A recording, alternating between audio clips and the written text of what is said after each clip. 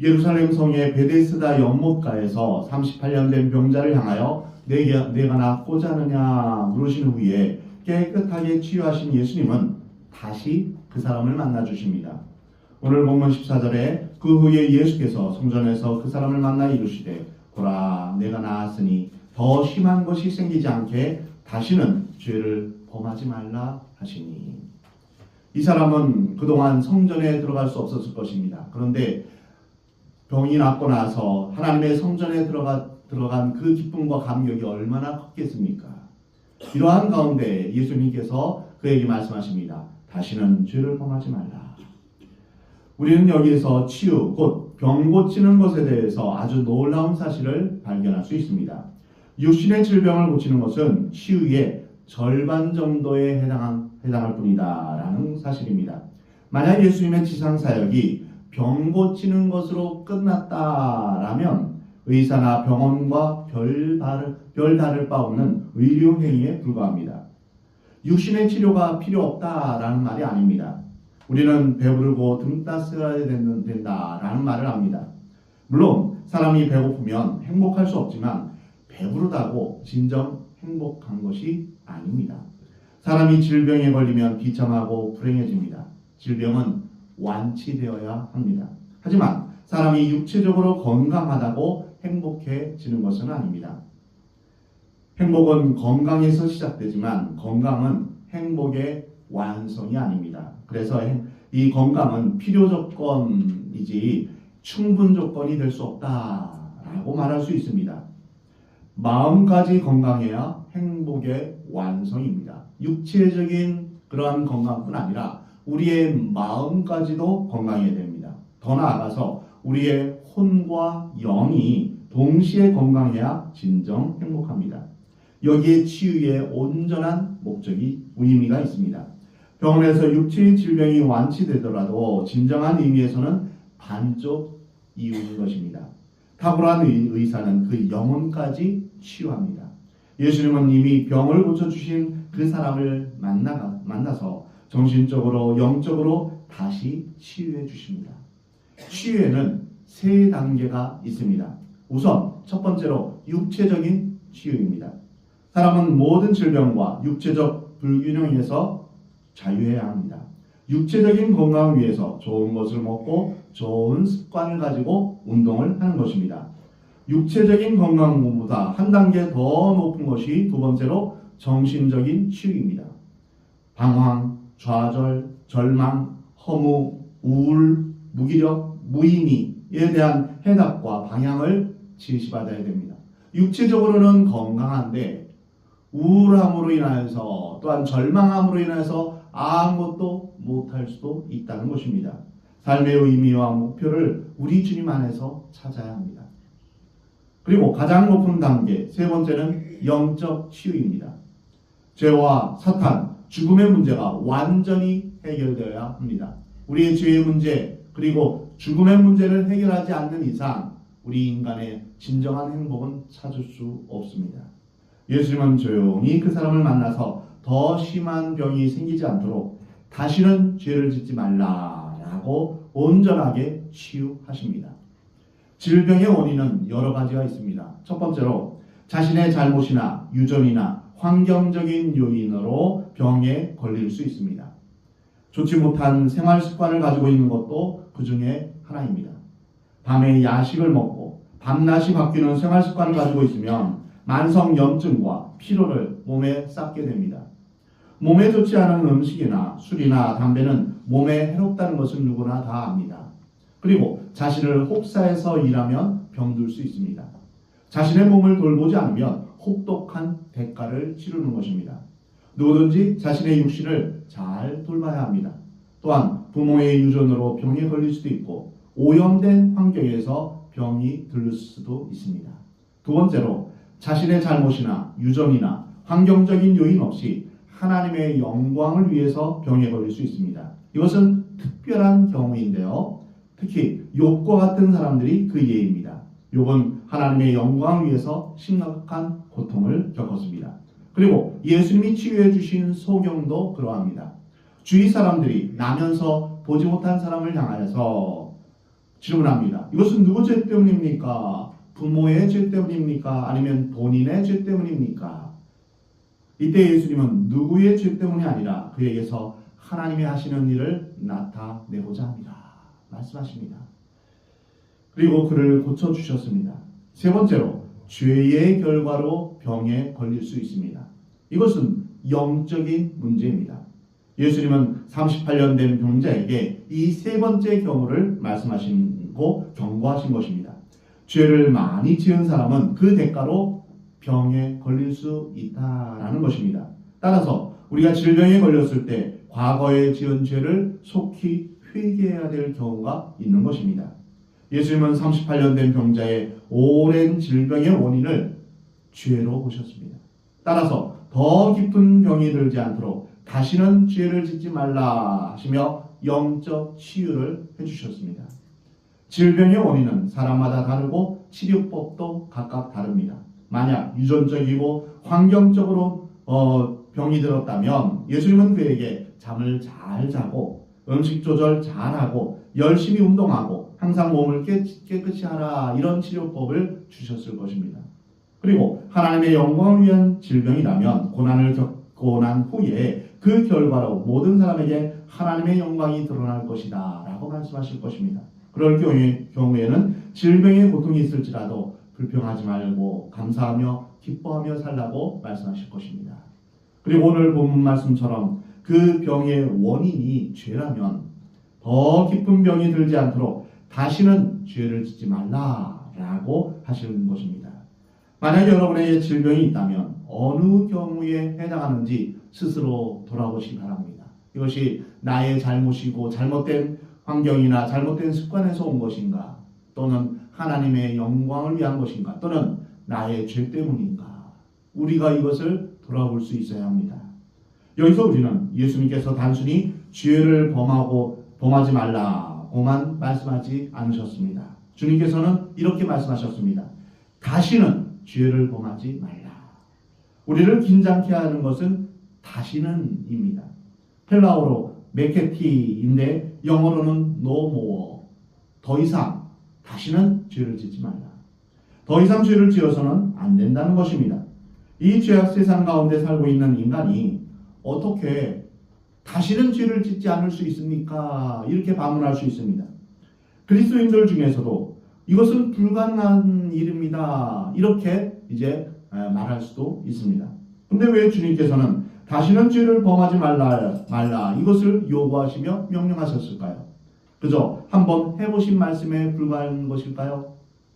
요한복음 8장을 보면 간음한 여인에 대해서 기록되어 있습니다.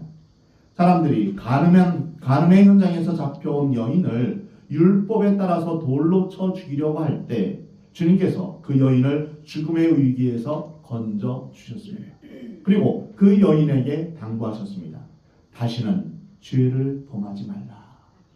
오늘 본문과 똑같은 말씀입니다. 38년 된 병자와 간음의 현장에서 붙잡힌 여인에게 주님은 다시는 죄를 범하지 말라, 토시 하나 틀림없이 똑같은 말씀을 하셨던 것입니다.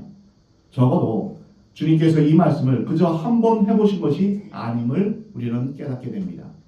구약과 신약에서 하나님께서는 이렇게 말씀하셨습니다. 창세기 17장에서 아브라함에게 말씀하십니다. 나는 전능한 하나님이라. 너는 내 앞에서 행하여 완전하라. 또한 마태복음 5장에서 예수님은 말씀하십니다. 하늘에 계신 너희 아버지의 온전하심과 같이 너희도 온전하라. 이 말씀은 믿음의 조상 아브라함부터 예수님의 제자까지 하나님이 택하시고 하나님의 자녀된 모든 백성들에게 주시는 동일한 말씀입니다. 마찬가지로 우리를 향하신 하나님의 뜻이기도 합니다. 우리를 향하여 하나님 말씀하십니다. 하늘에 계신 너희 아버지의 온전하심과 같이 너희도 온전하라. 이 완전하라, 온전하라, 이 말씀은 죄로부터 자신을 완전히 단절시켜서 온전한 삶을 살라라는 뜻입니다. 이 말씀을 통해서 우리는 다시는 죄를 범하지 말라라는 것은 구원받은 모든 그리스도인들을 향한 주님의 일관된 요구이기도 합니다. 말씀을 우리가 계속 살펴보며 말씀을 연구하다 보면 주님께서 우리에게 요구하시는 것은 바로 하나님의 온전하심과 같이 우리가 온전하게 되기를 하나님은 원하신다는 것입니다. 그렇다면 우리가 이 죄악된 세상에서 과연 그와 같은 삶을 살 수 있겠느냐라는 것입니다. 이것이 가능하냐? 이러한 이제 딜레마에 봉착합니다. 주님께서는 우리에게 결코 불가능한 것을 명하시지 않으셨습니다. 즉 분명히 이에 대한 해답 역시 우리에게 주셨음을 알아야 합니다. 사도 바울은 로마서 6장 1절에서 5절을 통해서 그 해답을 우리에게 두 가지로 알려주십니다. 여러분 한번 집에서 로마서 6장을 꼭 한번 읽어보시기 바랍니다. 첫 번째는 예수 그리스도와 연합된 그리스도인들은 죄에 대해서 죽은 자, 아니 죽은 정도가 아니라 죄에 관련해서 자신을 장사 지낸 바 되었기 때문에 다시는 죄를 지을 수 없다라고 말씀하십니다. 우리가 예수님과 함께 이제 십자가에 죽었다라고 말씀하십니다. 세례를 받는 것은 내가 예수님과 함께 죽고 예수님과 함께 다시 산다는 것을 의미합니다. 죄와 세상에 대해서 살아있는 자에게만 죄의 유혹이 덮치는 법입니다.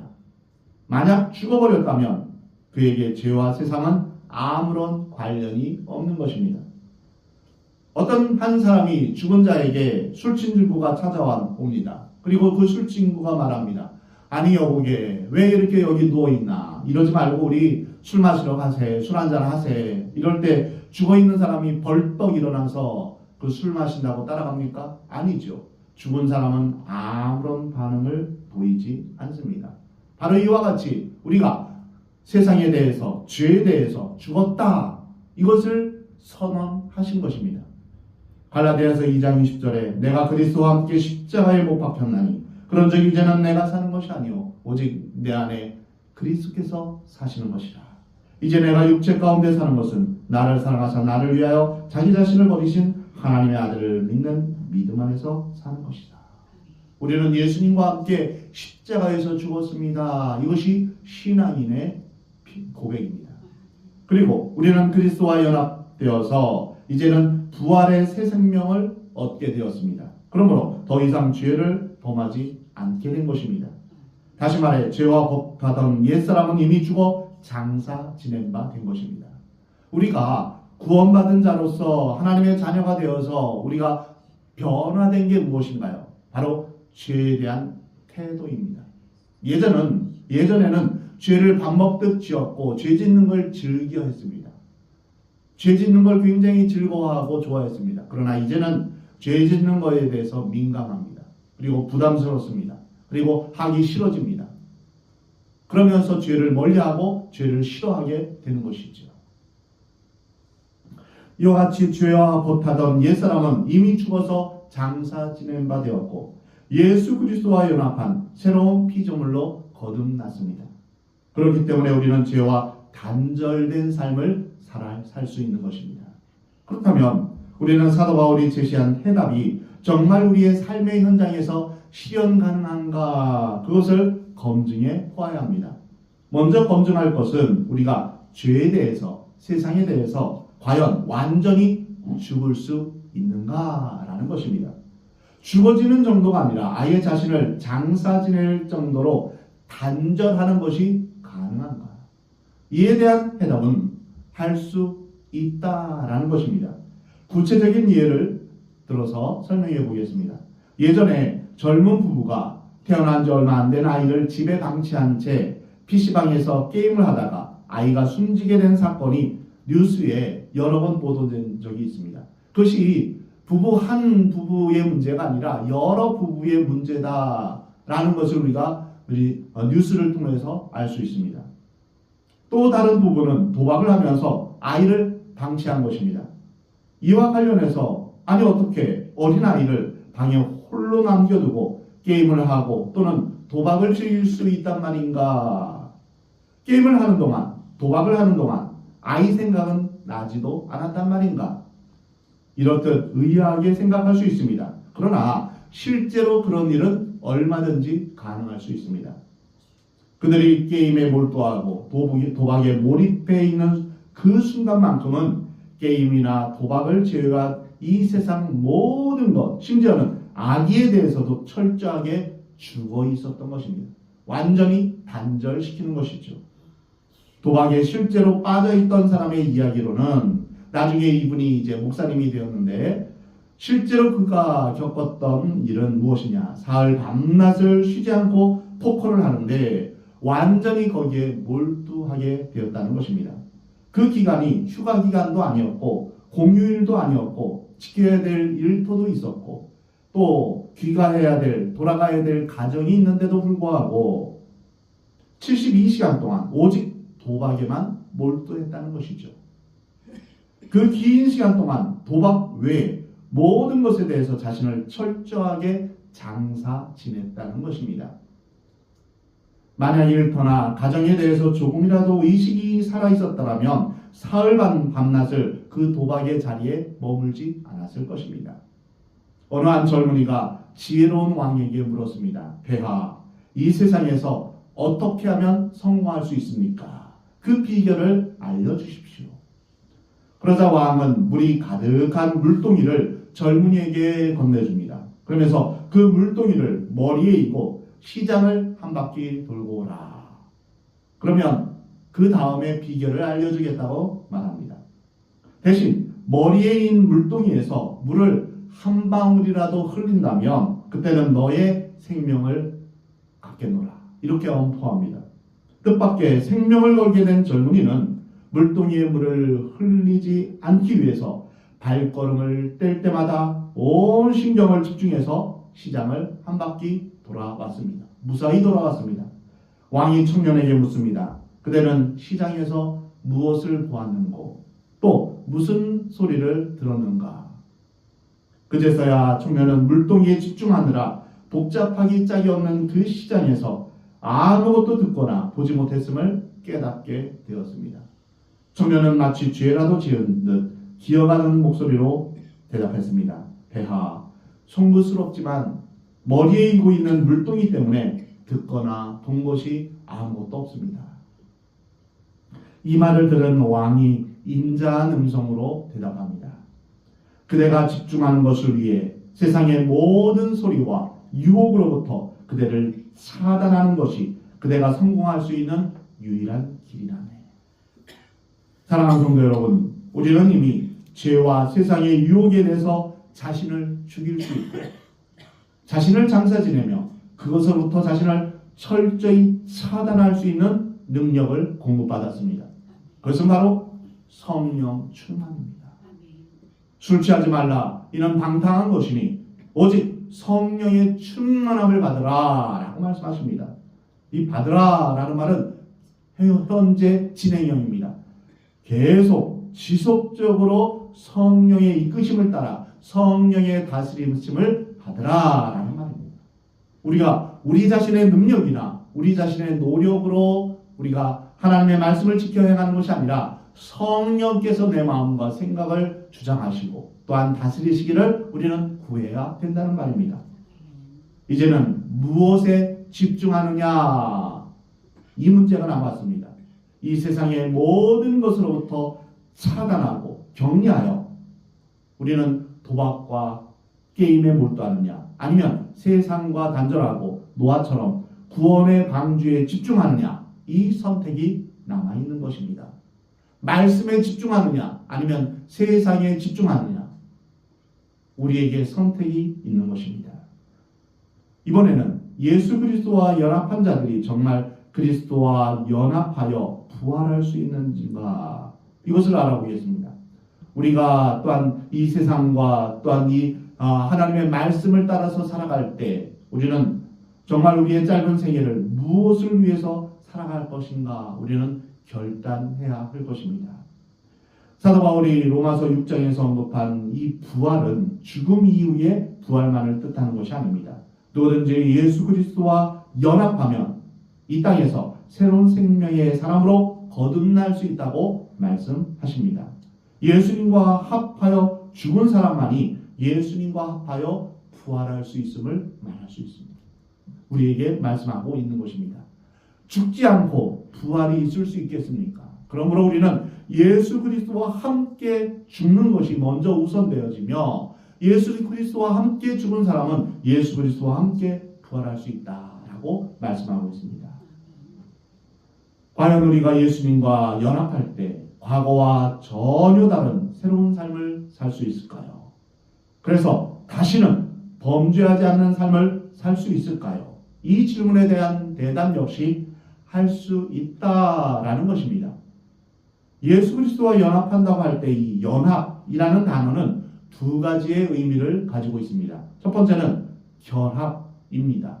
이 결합은 두 물질이 각각 고유한 형체를 지닌 채 서로 합쳐지는 것이 아닙니다.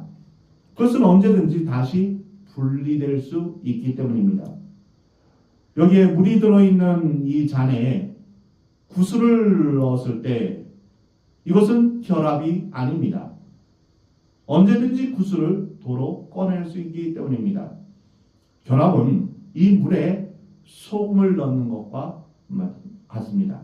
소금은 순식간에 용해되어 형체가 없어져 버립니다. 이를테면 소금이 죽어버린 것입니다. 그렇다고 소금의 본질이 없어진 것이 아닙니다.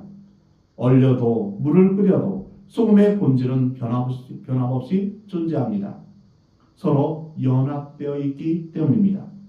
우리가 그리스도와 연합하는 것은 마치 물이 소금과 결합되듯이 소금의 본질이 물을 새롭게 하듯이 예수 그리스도의 생명이 우리를 얼마든지 새롭게 할 수 있다는 것입니다. 이런 의미에서 결합이란 대단히 중요합니다. 요한복음 15장에서 내가 너희 안에, 너희가 내 안에 이렇게 표현하고 있는 것입니다.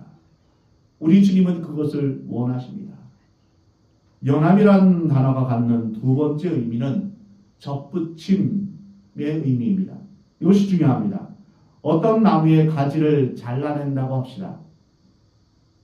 가지가 잘림당하는 것은 가지의 입장에서는 원래의 나무로부터 단절되는 것이며 죽음이요 또한 자신을 장사 지내는 것입니다. 이번에는 이 가지를 다른 나무에 접을 붙입니다. 이것이 연합입니다. 때가 되면 접붙임을 당한 가지에 운이 돋고 열매가 맺힙니다. 옛 열매를 맺던 옛 가지는 이미 죽었기 때문입니다. 그 가지에 맺힌 열매는 전혀 새로운 열매입니다. 그 가지는 이미 새로운 나무에 견고히 연합된 새로운 피조물이 된 것입니다. 이때 접붙임을 당한 가지는 자신의 힘으로 새 열매를 맺게 되었을까요? 아닙니다. 그렇지 않습니다. 그가 한 것이라곤 옛 나무로부터 장사 지낸 바 되어서 새 나무에 접붙임을 당한 것밖에 없습니다. 그때부터 새로운 나무가 자신의 생명으로 그 가지를 끌어 품어주고 자신의 뿌리에서부터 끌어올린 물을 공급해주고 또한 자신의 양분을 아낌없이 나누어주므로 그 가지에 열매가 맺히는 것입니다. 예수 그리스도와 연합하여 죽은 자는 예수 그리스도와 연합하여 부활한다는 주장을 통해서 사도 바울이 강조하는 핵심이 바로 여기에 있습니다. 즉 한 나무의 가지를 어떤 나무에서 접붙이든 그 가지에 열매를 맺는 것은 가지 자체의 능력이 아니라 그 가지가 접붙여 있는 새 나무의 능력이 있기 때문입니다. 도박이나 게임에 몰두하는 사람은 세상의 온갖 것을 다 마다하고 자기의 삶을 송두리째 도박이나 게임에 자기의 삶을 접붙였음을 의미합니다. 그렇다면 도박이나 게임이란 나무에서 대체 무슨 생명의 열매가 맺어질 수 있겠습니까? 불행히도 죽음의 열매 이외에는 그 어떤 것도 얻을 수 없습니다. 도박을 더 많이 할수록 게임을 더 많이 할수록 더 피폐해지고 더 죽음에 이르게 되는 것밖에 없는 것입니다. 우리의 생명이 80, 100살 이렇게 되는데 그 생명은 무엇으로 이루어졌습니까? 시간으로 이루어졌습니다. 근데 그 시간을 허비하게 낭비하게 만드는 것이 바로 게임이나 도박입니다. 즉 자신을 죽이는 것과 같은 것입니다. 시간을 낭비한다는 건 자신을 죽이는 것입니다. 도박이나 게임 자체가 죽음의 나무입니다. 그래서 도박이나 게임에 접붙여진 인간은 그 영과 육이 함께 시들어갈 수밖에 없습니다. 그 결과는 허무함에 이르게 됩니다. 아무런 영적인 유익이 없습니다. 오직 예수님에게만, 하나님에게만 생명이 있는데 하나님께 접붙이지 않는 그 어떤 것도 허무함밖에는 남는 것이 없습니다. 반면에 세상에 대해서 자신을 장사 지내고 예수 그리스도와 접붙임을 받은 사람들의 삶 속에는 생명과 진리의 열매가 맺히게 된다는 것입니다. 주님께서는 생명과 진리가 되시기에 주님의 생명으로, 당신의 힘으로, 당신의 능력으로 가지된 우리의 삶 속에 주님의 열매를 친히 맺으시기 원하신다는 것입니다. 이것이 바로 갈라디아서 5장 22절부터 23절에 있는 성령의 열매입니다. 우리 주님은 우리가 열매 맺기를 원하십니다. 열매 없는 나무 밑에는 도끼가 놓여 있을 것이다 라고 말씀하고 있습니다. 세상에 대해서 나를 장사 지내고 주님께 나를 접붙이는 것이 나의 책임이라면 주님께 접붙여진 사람이 생명의 열매를 거둘 수 있도록 주님의 생명을 공급하시는 것은 주님의 책임입니다. 그러므로 우리는 예수님께 접붙이는 것을 우리는 구해야 됩니다. 예수님께 접붙이는 것은 선택의 문제가 아닙니다. 해도 되고 안 해도 되는 문제가 아닙니다. 만약 우리가 주님 앞에 접붙여지지 않는다면 우리는 생명을 얻을 방법이 없습니다. 이것은 바로 죽느냐 사느냐의 문제입니다. 우리가 우리의 삶에 있어서 죽느냐 사느냐의 문제, 이것은 바로 우리가 주님 앞에 접붙이느냐 접붙이지 못하느냐, 아주 엄중한 그러한 선택입니다. 노아가 세상의 모든 유혹과 비웃음으로부터 자신을 단절시키고 하나님의 명령을 따라 방주를 만들고 가족과 함께 방주에 들어갔습니다. 노아는 하나님과 접붙임 바 되었습니다. 노아의 방주에는 세상을 향해 뚫린 창이 하나도 없습니다. 성경에 보면 옆으로 난 창이라는 그런 표현이 없습니다. 창은 위로 났습니다. 유일한 창은 하늘을 향해 난 창입니다. 노아는 그 창을 통해 하늘에 계신 하나님께만 집중한 것입니다. 하나님의 말씀만 순종한 것입니다. 노아야 방주를 만들라 하실 때 방주를 만들었습니다. 120년이나 되는 그 기나긴 세월 동안 그 하나님의 말씀에 집중해서 순종했던 것입니다. 노아야 이제는 방주에 들어가라. 그 말씀에 순종했습니다. 그리고 시간이 지나서 거의 1년 된 시간 후에 방주에서 나오라 하시는 그 말씀을 따라 방주에서 나왔습니다. 하나님의 말씀을 따라 순종했던 것입니다. 하나님께만 집중한 것입니다. 하나님께서는 당신께 접붙여진 노아에게 당신의 생명과 진리의 생명을 맺게 해주셨습니다. 그 결과 노아는 인류의 두 번째 시조가 되는 영광을 누리게 되었습니다. 어느 8개월 된 아기가 펄펄 끓는 물을 뒤집어 쓰고 온몸에 중화상을 입게 되었습니다. 그대로 두면 온몸이 흉투성이가 될 판이었습니다. 그리고 피부가 이제 숨을 쉬지 못하니 긴급하게 피부 이식 수술을 해야 했습니다. 그렇지만 이식할 피부를 드러낼 곳이 없었습니다. 거의 모든 피부가 다 이제 화상을 입었기 때문입니다. 그때 마침 산모로부터 버려지는 태반의 양막을 벗겨서 그 아이의 환부에 덮어 주었다고 합니다. 놀랍게도 2년이 지나서 이 아이는 아무런 흉터도 없이 지극히 정상적으로 잘 성장하게 되었다고 합니다. 아이의 환부에 붙어져 있었던 태반의 양막이 이미 아이의 피부가 된 것입니다. 태반은 출산하면서 버려지는 것입니다. 그것은 산모의 몸으로부터 장사 지낸 바 되었고 떨어져 나온 것밖에는 아무것도 아닙니다. 이처럼 가치 없고 쓸모없는 태반의 양막이 어떻게 아이의 정상적인 피부가 되었을 수 있을까요? 태반 자체의 생명력이나 힘으로 그랬겠습니까? 아닙니다. 전혀 아닙니다. 아이의 생명력이 자기에게 접붙여진 태반의 양막을 끊임없이 끌어당기고 양막에 자신의 생명을 계속 공급함으로 그 양막은 마침내 다른 아기의 양막이었지만 마침내 그 아이의 피부가 되었고 아이의 몸이 되었고 아이의 생명이 되었습니다. 이처럼 8개월밖에 되지 않은 보잘것없는 어린아이의 생명도 자기에게 접붙여진 양막을 자기 생명으로 완벽하게 살려서 자기 생명의 일부가 되게 했습니다. 하물며 천지를 창조하신 하나님께서 영원한 생명, 죽음을 깨뜨리시고 영원히 부활하신 주님의 생명이 어찌 주님께 접붙여진 인간을 주님의 생명으로 충만케 하시지 않겠습니까? 그러므로 우리는 주님 앞에서 내가 주님 앞에 접붙여지길 원합니다. 주님 앞에 연합되기를 원합니다. 이것을 우리는 선택해야 할 것입니다. 우리는 주님께 붙어 있기만 하면 됩니다.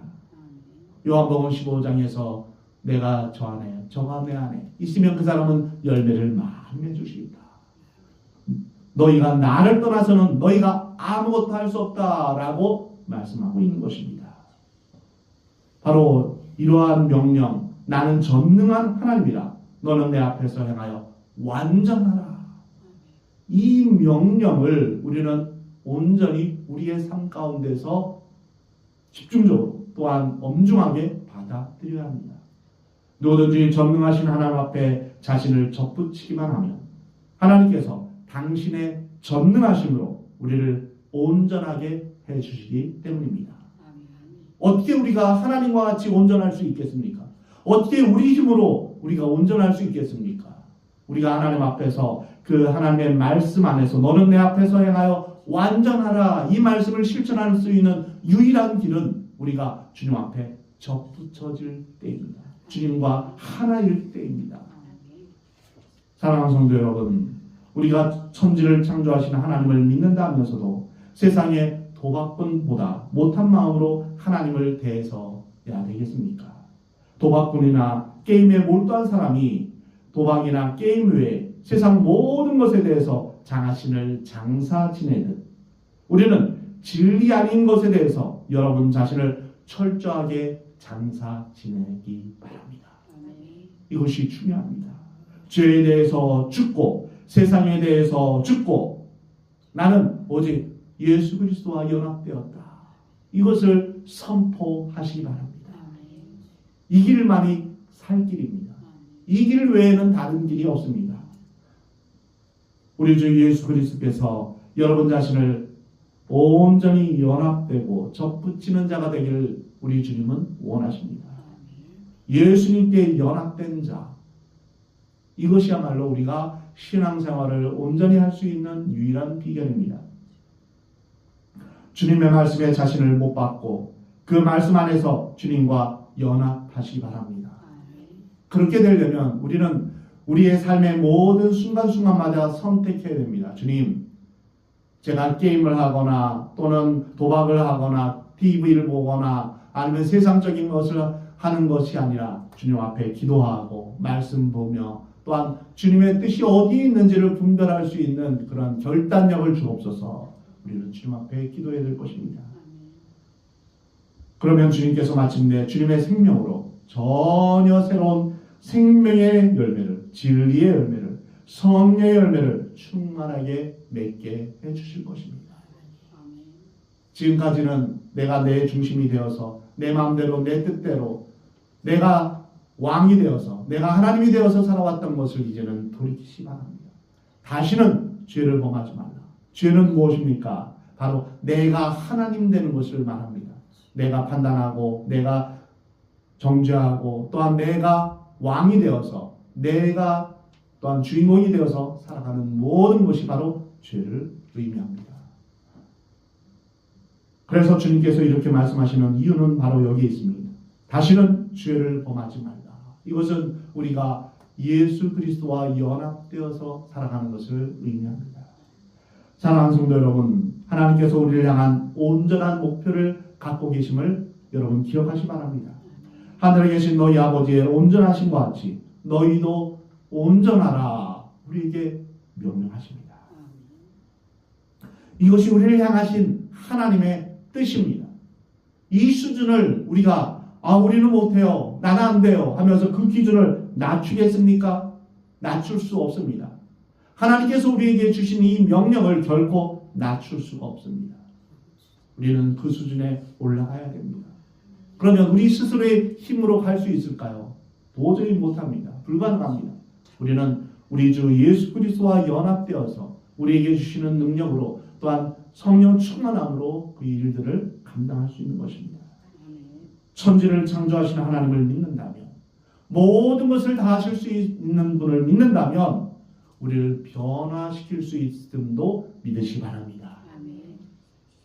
그래서 우리는 이제까지 도박꾼보다 못한 마음으로 주님 앞에 집중하지 못했던 것을 회개하시 바랍니다. 정말 내가 주님 앞에 집중하는 것이야말로 내가 살아갈 수 있는 비결이다. 이것을 기억하면서 주님 앞에 집중하시 바랍니다. 우리의 짧은 인생, 얼마 남지 않은 인생, 어디에 집중하시겠습니까? 하나님의 말씀에 집중하며 하나님의 뜻에 집중하며 사시기 바랍니다. 이제는 우리 주님의 충만한 사랑과 생명이 우리 가운데 임하기를 간절히 기도해야 할 것입니다. 성령으로 충만하기를 매일매일 순간 기도하시기 바랍니다. 그리고 성령으로 충만하여 주님 앞에 온전히 접붙여서 살아가는 저와 여러분이 되기를 우리 하나님은 원하십니다. 주님과 연합하여 세상에 대해서 죽고 죄에 대해서 죽고 주님과 연합하여서 주님 안에서 생명의 열매, 진리의 열매, 사랑의 열매, 성령의 열매를 맺는 온전한 삶을 살아가는 저와 여러분이 되기를 우리 하나님은 원하십니다.